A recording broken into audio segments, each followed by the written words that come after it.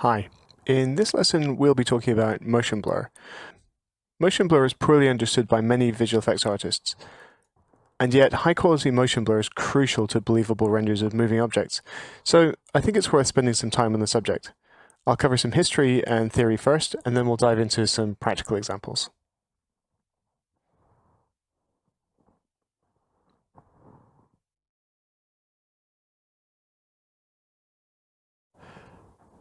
What is motion blur? Motion blur is a consequence of the fact that cameras take time to record images onto film or onto a sensor. There is no such thing as completely instantaneous recording of a scene, and although modern sensors can read data very fast, for historical reasons, motion pictures tend to be shot at the relatively low frame rate of 24 frames per second. This low frame rate implies a theoretical maximum shutter speed of 1/24th of a second, which means each frame has only this long to be recorded before the next frame needs to start recording. The frame rate of 1/24th of a second was determined by how fast early cine cameras could move a piece of film accurately. As you can see, for each frame the film needs to move, then it needs to stop while the image is recorded, and then it needs to move again for the next frame. Because they needed time in between frames to advance to the next frame, they employed a rotary shutter mechanism, which would sweep across the frame exposing the film and then close while the next frame moved into position. The shutter looks something like this.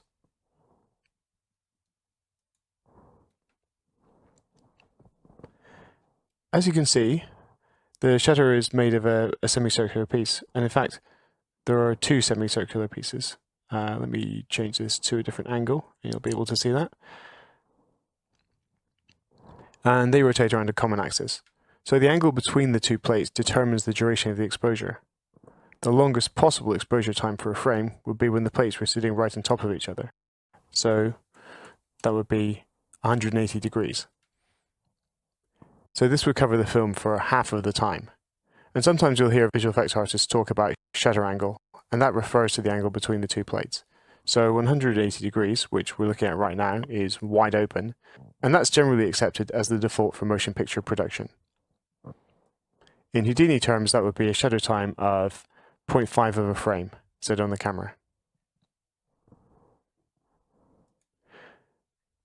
A wide open shutter gives a shutter speed of only half of the 1/24th of a frame time I mentioned earlier, or 1/48th of a second.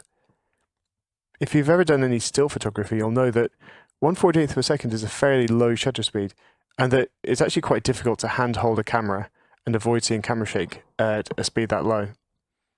What this means is that motion pictures tend to involve a lot of motion blur, and in fact it's very much part of the film look. A low frame rate and lots of blur kind of looks like film.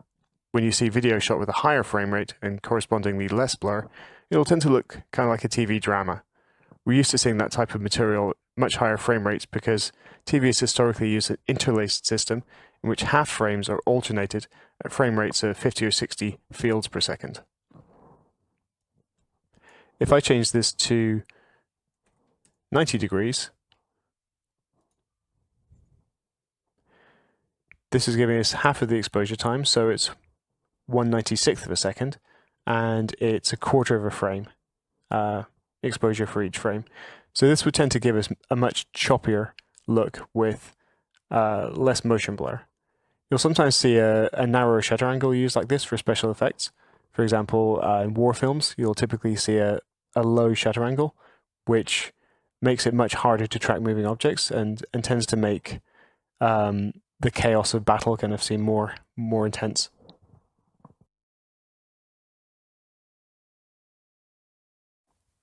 Now that we understand how rotary shutters work, let's look a little more closely at shutter timing in Houdini. We're going to render a sphere which moves from the left of frame to the right of frame across 2 frames. So that's where it is on frame 1010. It's in the center of frame on frame 1011, and on frame 1012 it's on the right of our view. So we're going to render the middle frame, 1011. As you can see, everything is completely symmetrical here. And then we'll adjust motion blur timing parameters, and we'll see how that affects the render. So I'll go to the render view, and I'm going to render a ROP that I set up for this camera. Okay, as you can see, our sphere has no motion blur.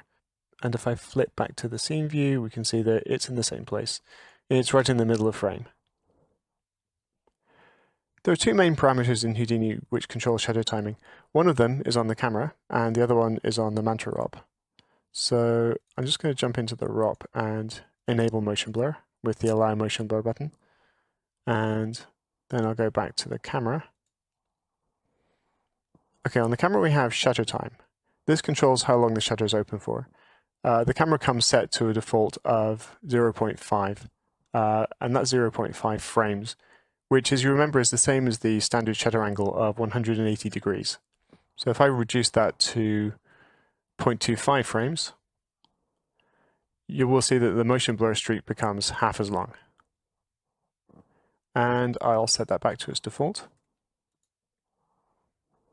And it returns to the original length. So next, if we go to the ROP, we'll have a look at the shutter offset parameter. All visual effects packages and renderers will have some sort of control over where the motion blur streak is in relation to the frame currently being rendered. The idea is that you can have trailing blur, and I'll show you that now, where we're blurring from the previous frame towards the current frame.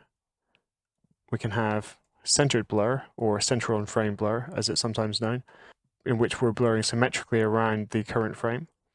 And then we can have leading blur, where we're blurring from the current frame towards the next frame. This is all very well, except that real cameras don't have either trailing blur or leading blur. Live action cameras always record center on frame blur, and if you have this parameter set to anything other than 0, it will be very difficult to get your renders to line up with live action plates. And this is a problem that I see a lot. In fact, it's the most common problem with getting motion blur to line up between rendered images and live action material, that the shutter offset is not set to the correct value. So in my opinion, this shouldn't default to 1 as it does. It should really default to 0, and I would never, unless there are particular circumstances in which you need to change that, I would always leave this set to 0.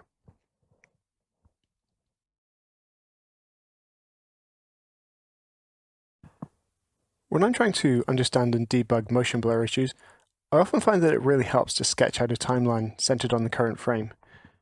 And I've constructed one in Houdini to show you what that looks like. So I'll just try and hide it.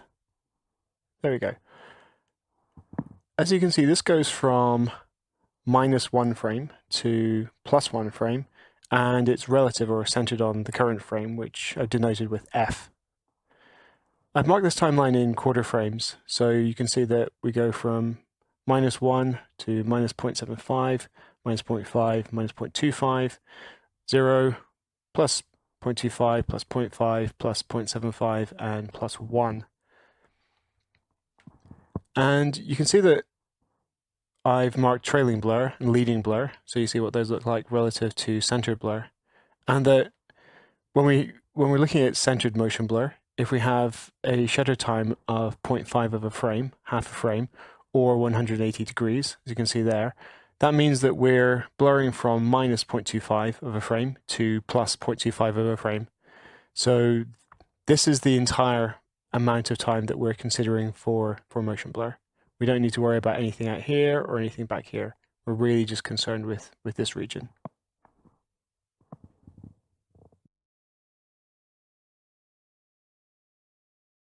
We're now looking at the same sphere. This time I've raised it a little bit, and instead of translating it from left to right across the frame, I'm rotating it from 1010 through 1011 and to 1012. And I'm rotating it around the origin, which means that we should get a nice curved blur streak centered around frame 1011 if we render that frame. So let's render frame 1011.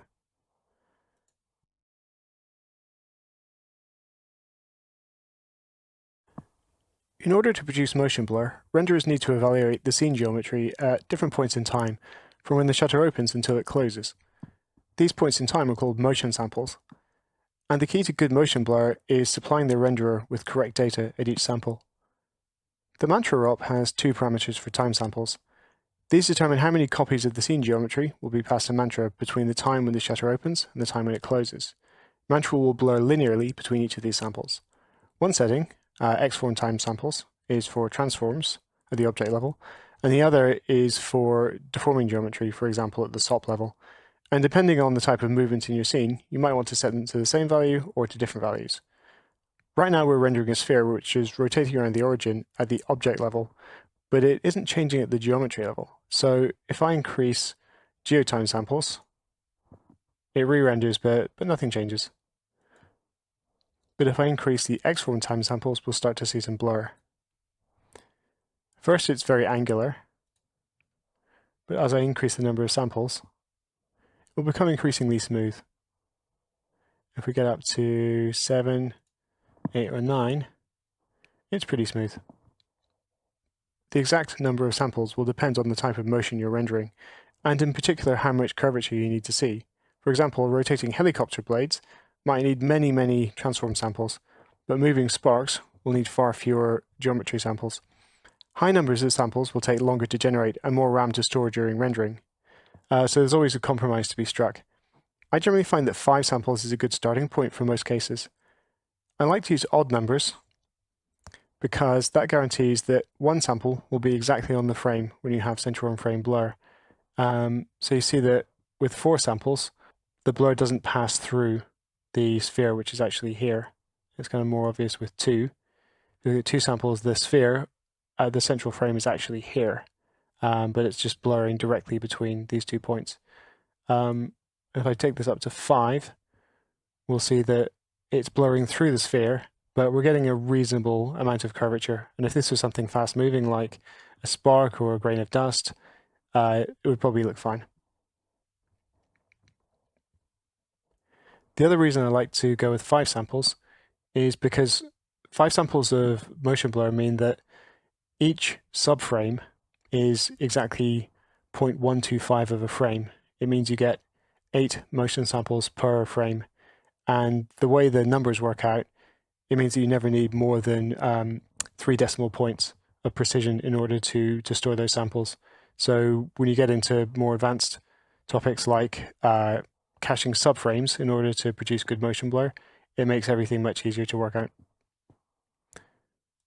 Let's just crank up the pixel samples and see that at slightly higher quality. Just to reiterate my point about 5 motion samples being a particularly good number, let's have another look at our motion blur timeline. I'm just going to turn on flat wire shaded, and we'll see that this strip has been split into eighths of a frame. So 1, 2, 3, 4, 5, 6, 7, 8. And if we go from minus 0.25 to plus 0.25, we have 4 chunks of time, and the samples in between those are 1, 2, 3, 4, 5. And that gives us an eighth of a frame each. So this sample would be minus 0.125, and this one obviously is minus 0.25. This one moving forwards would be 0.125, and this one would be plus 0.25. So that's why I like to use 5 samples, because each sample is an eighth of a frame.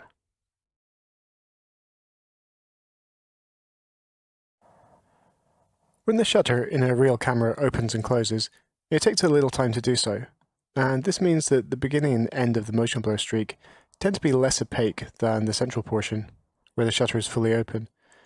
By default, most renderers ignore this, and they produce motion blur with constant density. However, there's often a parameter that allows control of density across the time the shutter is open, and in Mantra this is called shutter shape. Here's how to add it.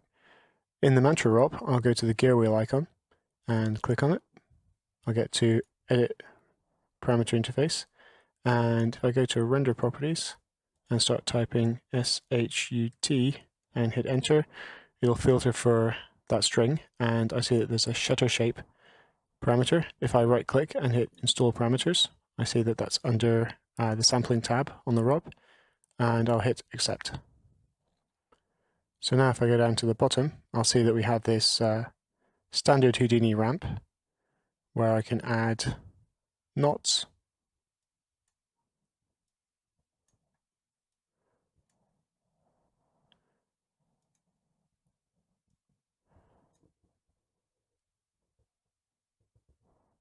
and control the density of the ends of the motion blur.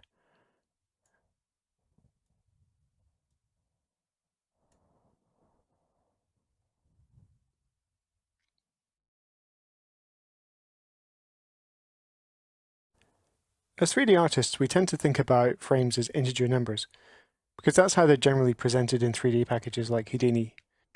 Integer frames are a simplification that works well most of the time, but when we're dealing with motion blur, we need to always be thinking about what's going on between those integer frames. Time is continuous, not discrete, and we really need to think about it in those terms in order to produce correct motion blur.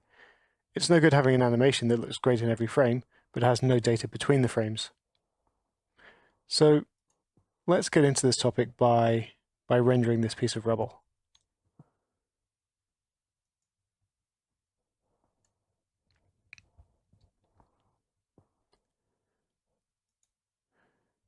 So as you can see, we have two X-form samples. We have motion blur on, we have two X-form samples, and we have 5 geotime samples. And we're not seeing any motion blur. Now the reason for this is because this isn't keyframed. This is the results of a sim. And our simulation is outputting data on every frame. And if I pause that, and we take a look at our scene view,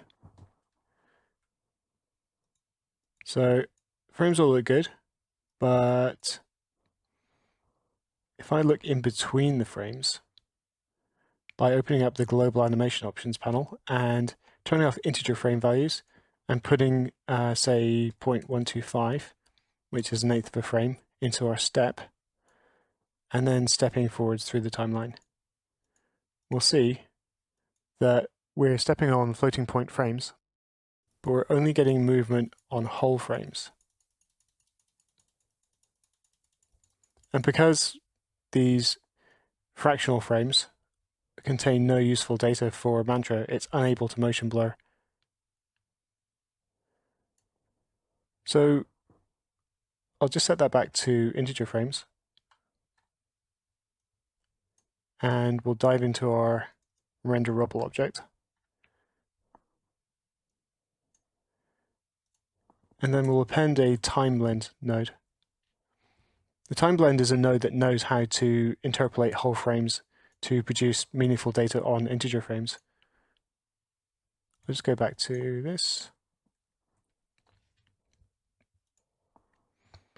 And now if I step through, I see that I'm getting data on every single time step. And whatever division of time between frames I chose, the time blend node would be able to provide useful data for that interval. And now, if I go back to our render view, we see that we've started to get some motion blur.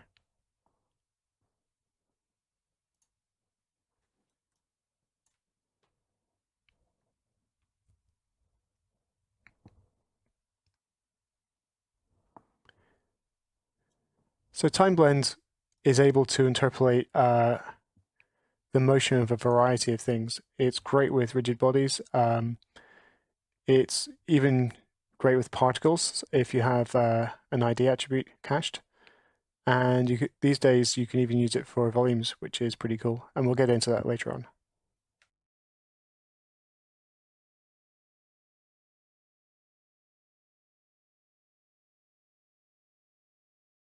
Mantra has various tools with which to eliminate noise from shadows, reflections, refractions, volumes, and so on. However, the only way to reduce noise from motion blur, and also from depth of field blur, is to increase the pixel samples, which in Mantra's PBR engine means firing more primary rays. This means that if you have a render with low pixel samples and high anti-aliasing settings, for example to reduce noise and reflections, then you should probably reduce the anti-aliasing once you've increased the pixel samples, so that you aren't oversampling parts of the image. So looking at this rather grainy looking motion blur render, let's try increasing some of the samples and re-rendering.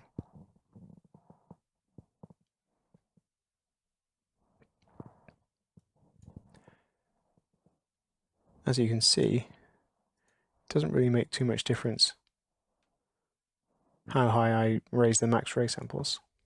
Let's go to 64.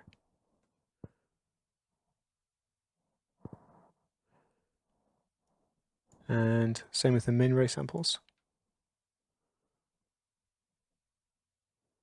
We're getting essentially an identical render. It's just getting slower. If I reduce the noise level,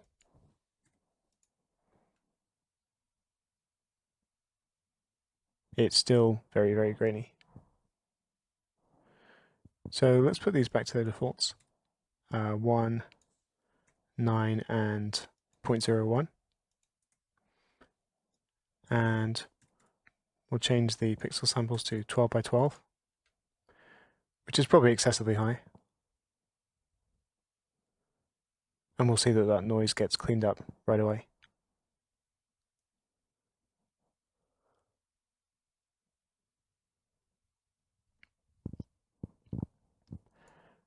When you're evaluating noise in a motion blurred image, it's always a good idea to take a look at the alpha. Because this image is likely to be composited on top of something else, you always want to check that the alpha is as noise-free as possible.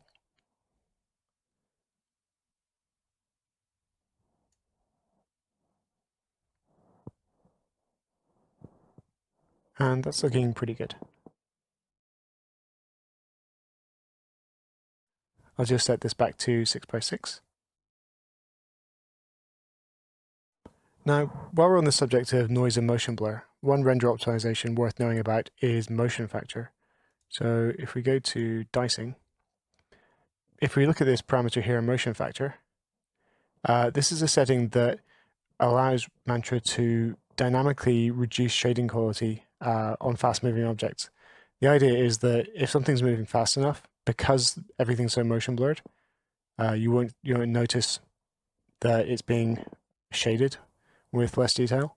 On an object like this that has no displacement and is already fairly highly subdivided, it won't actually make any significant difference, so I'm not going to demonstrate it. But if you have something that has a lot of highly detailed displacement, this is definitely something worth looking at.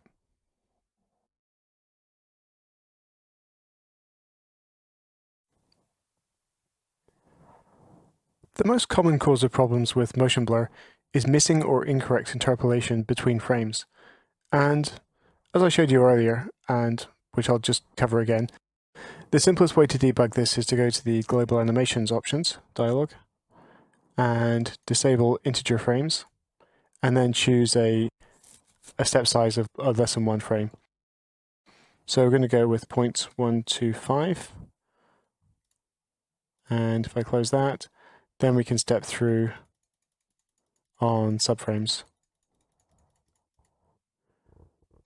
And I'll go and set that back to integer frames. And we'll see that it jumps to the nearest integer frame. Another good way to debug motion blur without having to hit render is with the flipbook tool. So if we go to flipbook with new settings, we can choose our subframe value there. And if I hit start,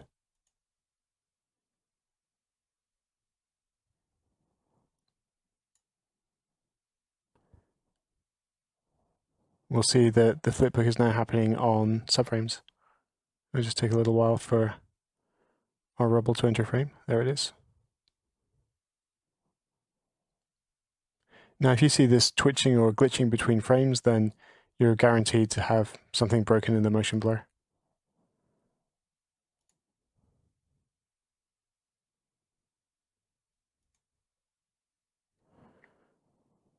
Okay, and I'll cancel that.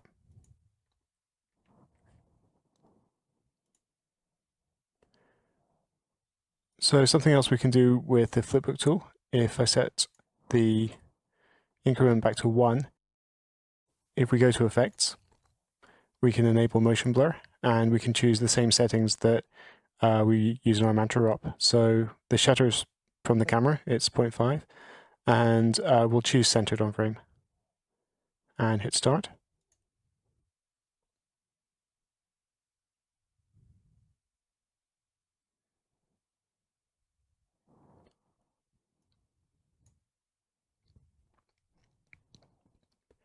And as our piece of rubble enters frame, we can see that it's now motion blurred. It's not very pretty motion blur, it's just duplicating copies of the object, but it gives us a pretty good idea of how long the motion blur streak is going to be. And when we play it back, we should get something that's, fairly plausible. A very useful rule of thumb when evaluating motion blur, especially for objects like particles, is to look at the length of the blur streaks relative to the length of the gaps between the streaks. When rendering with the standard shutter time of half a frame, small, fast-moving objects should leave streaks that are about the same length as the gaps, producing a characteristic dashed line effect. If the gaps or the streaks are longer than this, something is probably wrong. Here we have a sphere traveling across the frame for 10 frames, and I've already rendered this. And if we look at the render, we see it entering frame, and we see that the gaps between the motion blur streaks are about the same length as the streaks themselves, which is what we would expect because the shutter's open for half of every frame. If we were to render with a shutter angle of 90 degrees rather than 180 degrees, the streaks would be considerably shorter than the gaps between them.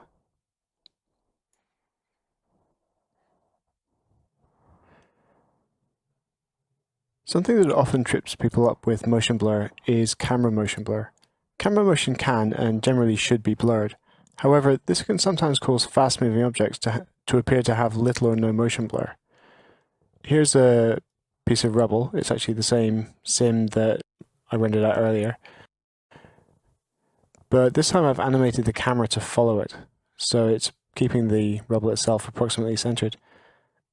And this means that there are many frames where the piece of rubble actually appears to have very little motion blur. And that, of course, is because the camera motion is cancelling it out. And in fact, you can see the ground is now motion blurred instead. This is a very simple case, but it's always something to look out for when you see kind of strange or unusual looking motion blur. Sometimes it's the camera, and often because the cameraman will be following a particular object, it's more likely that that object will have less motion blur because it will be centered within the frame. Finally, it's important to remember that what produces motion blur is motion across the film or the sensor, not absolute motion in the world.